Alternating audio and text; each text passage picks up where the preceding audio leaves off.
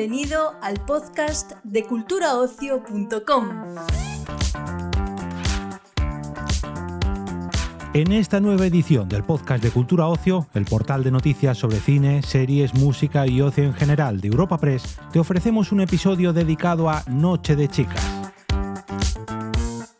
Esta nueva serie de la plataforma Disney Plus relata la historia de un grupo de amigas que secuestra a 3 hombres acusados de violación grupal a una menor y que fueron absueltos por falta de pruebas para tomarse la justicia por su mano. Sus protagonistas María León, Leticia Dolera y Silvia Alonso han pasado por los micrófonos de Cultura Ocio para charlar con nuestro compañero Gonzalo Franco sobre este lanzamiento. Hola, ¿qué tal? Hola, Gonzalo. Nada, lo primero que os quiero preguntar es que es una serie que trata un tema muy duro y lo hace desde un enfoque, ¿no?, de que no se ha visto tantas veces, pese a ser una historia de venganza, que eso sí que hemos visto mucho. Está centrada en el tema de la venganza sobre la violencia machista. Entonces, ¿por qué creéis que es tan importante que se estrene una serie así en España a día de hoy, en 2023? Bueno, yo no sé si es importante o no, pero sí que es una serie que plantea un marco de qué pasaría si, ¿no? ¿Qué pasaría si las víctimas de agresión sexual, en lugar de esperarse a que la justicia actúe o a que las venga a rescatar un señor, pues llaman a sus amigas para rescatarse entre ellas? Y usan eso que ha sido usado contra ellas, que es la violencia. Y la serie no es que te diga que eso es el camino a tomar, pero sí que te plantea la desesperación que cientos y miles de mujeres han sentido a lo largo de la historia ante la inacción, ¿no? Entonces, ¿qué pasaría si la víctima pasa a ser verdugo también? Es una serie que está basada, vamos, a todos nos viene a la mente cuando la vemos, casos que hemos leído en las noticias, por desgracia, en los últimos años en España. Por un lado, os quiero preguntar, ¿qué hace falta para que la sociedad continúe evolucionando? Si veis que realmente ha evolucionado y hace falta que siga evolucionando.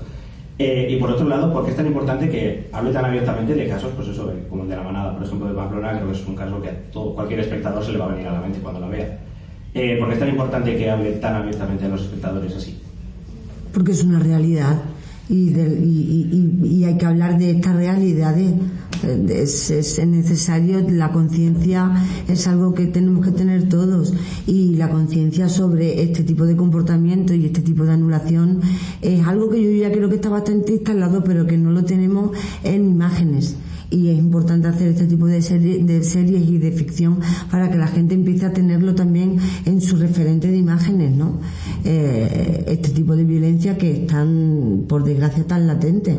Sobre todo porque hay como una tradición de silenciar y como de sentir vergüenza. Entonces creo que es importante que se hable de esto abiertamente, porque creo que todas nos sentimos muy identificadas, porque todas de alguna manera nos haya pasado más o menos, nos hemos podido sentir identificadas en por ejemplo, lo que le pasa a Lola.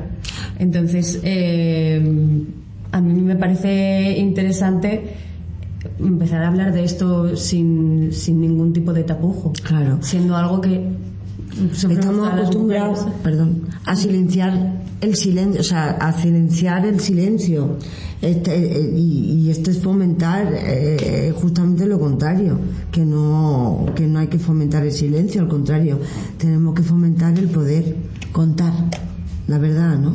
Es verdad que además el personaje precisamente de ahora es muy guay en ese sentido, ¿no? De todo el rato en silencio. Además teniendo a Nora, ¿no?, como referente. Me parecía muy importante el tema de no silenciar a las víctimas, y lo que habías dicho tú del qué pasaría así. Os quería preguntar, a nivel de la sociedad, sí que es verdad que, sobre todo de puertas abiertas, a nivel público, creo que cualquier persona medianamente cabal condena la violencia machista. Pero hay diputados en el Congreso que dicen que no existe la violencia machista. Iba a preguntar. Claro, pero como has dicho, pues personas cabales. Bien dicho. Os quería preguntar si creéis que ese cambio social ha llegado realmente, o si es algo en general de puertas hacia afuera y a nivel de sociedad, a nivel del día a día, en la cotidianidad, ¿se han llegado a esos cambios o todavía hay un camino que no se ha recorrido? Hombre, todavía hay un camino por recorrer grandísimo. A nivel de educación, sí. O sea, creo que todavía no hemos cambiado el currículum educativo, que es algo que el feminismo lleva décadas y décadas pidiendo, y a mí la verdad que no deja de asombrarme que que no sean capaces los grupos, ¿no?, del Totalmente Congreso de realmente hacer un cambio en la educación. O sea, que no tenga que depender de que venga una profesora o un profesor que tenga un interés particular en decir, pues mira, mujeres en la ciencia, pues mira, te voy a contar la historia de Pardo Bazán pero extendida. Y que realmente en el currículum educativo se nos represente nuestra huella en el mundo, pero también nuestra historia de lucha, ¿no?, la historia del feminismo. O sea, parece todavía que el feminismo es algo como de un colectivo. De nicho, ¿no? Y sí, somos la mitad de la población. Y está muy bien hacer el cambio desde la ficción, y está muy bien que todos nosotras y que haya gente valiente que intente contar, pero totalmente de acuerdo, creo que los cambios tienen que venir desde sitios muchísimo más básicos, como bien dice, desde la educación, ¿no? Y sí que es verdad que es algo que se tiene que empezar, y que esperemos que se empiece, y que esperemos que el camino se cree y que podamos caminar sobre él. Es que es tan grande porque, claro, es que te pones a pensar y piensas en el acceso a la pornografía de los chavales de 10 años, ¿no? Y pues eso hay que regularlo. Y eso se regula desde dónde. Que también está súper normalizada y es violencia sexual. Es otra de las cosas que os iba a preguntar. Ahora que va a cambiar el gobierno, sea el que sea, ¿qué cosas hay que exigirle a nivel de materia de igualdad, ¿no? ¿Qué cosas tienen que tomar medidas ya? Si es que ya de repetirlo hay cosas que son básicas y que ya se tendría que saber. Lo que no puede ser, ¿no? Me encanta, como de... Otra vez, es como un chiste, es como un chiste. Y lo que a mí me avergüenza es que políticamente seamos un chiste más que seamos una unión. Y yo creo que lo que hay que fomentar es la unión. ¿Y por qué creéis que...? Porque es otra de las cosas que tenía que apuntar, es el tema del feminismo, que es algo que toda la sociedad debería ir a una, porque se ha convertido en una guerra política, no solo en España, por desgracia, en muchos países, pero en España yo creo que está muy asentado verlo como una guerra política desde los medios de comunicación, redes sociales, en todas partes. ¿Por qué hemos llegado a este punto de no remar todos a una en ese aspecto? Pues que eso llevamos toda la vida, desde que yo tengo conciencia, y por desgracia desde años, muchos años, ¿no? Entonces yo creo que el miedo es lo que hace que no se abran los oídos. Hay una especie de miedo, y el miedo es el demonio. Hay una especie de miedo a dar herramientas a las mujeres, y yo espero que ese miedo se vaya amenizando poco a poco, porque a lo largo de la historia pues es que seguimos las mujeres haciendo historia, y esperemos que cada vez tengamos más nombres. Creo que el miedo es lo que mueve todo esto, y creo que el miedo es lo que hace que se castre las cosas, ¿no? Y somos una herramienta maravillosa. El ser humano debería de unirse para crear, no debería de separarse. Y cuando se separan las cosas es porque se tiene miedo.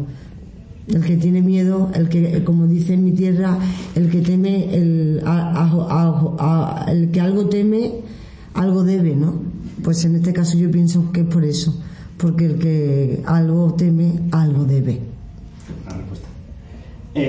La última de política, ya os prometo. Os quiero preguntar por algo que también en el último año hemos visto mucho, que es a raíz de la ley del solo sí es sí, muchos jueces han rebajado condenas a violadores ya condenados que estaban en la cárcel. Entonces quería saber un poco vuestra opinión al respecto de cómo puede cambiar, o sea, cómo puede no, por eso evidentemente es cosa de los políticos, pero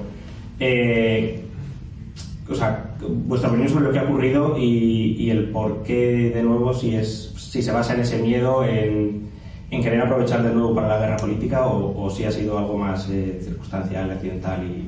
Ha sido una grieta en la ley, sí. ¿no? Sí. Claro.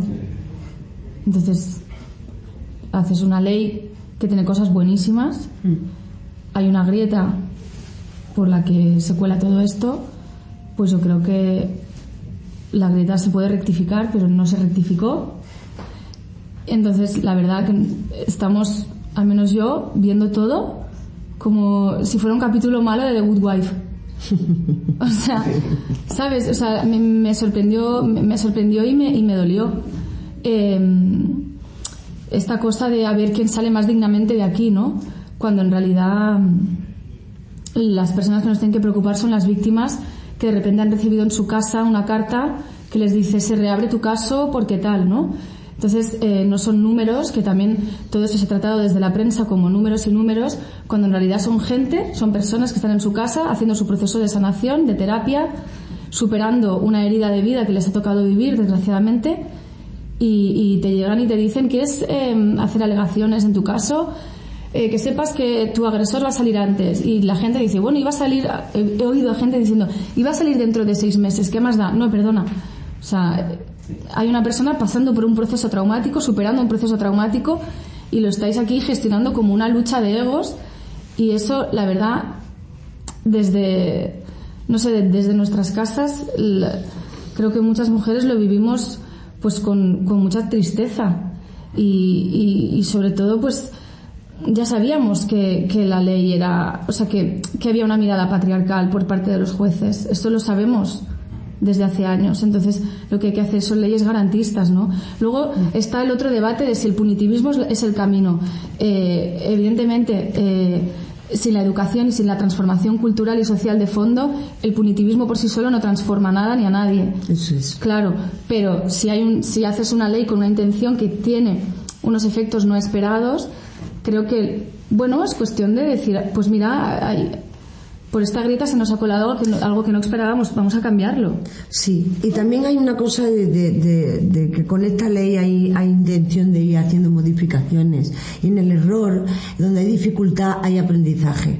Yo creo que tendríamos que enfocarnos en tener un aprendizaje sobre esta ley e intentar seguir trabajando para que sea algo que favorezca y que mejore al pueblo, hombres, mujeres, viceversa, pero que sea algo que sea para... Entonces, quiero pensar que no ha salido bien porque lo vamos a hacer mucho mejor. Quiero pensar que está la mirada enfocada ahí. Lo malo es cuando la mirada se enfoca en está bien o mal. Y vuelvo al miedo, ¿no? Los cambios, las luchas, tenemos que estar ahí en error, en la equivocación, pero no quedarte en el suelo, seguir levantándote y seguir Lo que trabajando. es verdad que este es un error que se avisó. Sí. Se avisó, y por algún motivo que sería por el miedo. Porque no, yo no lo sé, la verdad que no lo entiendo. Yo tampoco. ¿No? Yo como ciudadana pienso... Yo tampoco lo entiendo. O sea, juristas, feministas, toda esta gente que se supone, y no solo se supone, sino que está formadísima para esto, y de repente pasa esto, no sé, no lo entiendo. Es duro, pero es una realidad que sigue pasando, y que esto demuestra que seguimos en una lucha de un cambio y que no es fácil, pero hay que persistir y hay que estar. Muy buena respuesta, la verdad. O sea, se me acaba el tiempo, pero muchísimas gracias.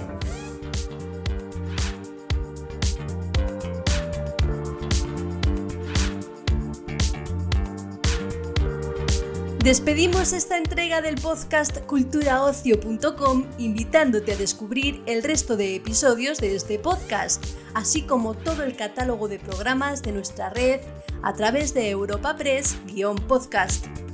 Recuerda, todos ellos están disponibles en las principales plataformas de podcasting.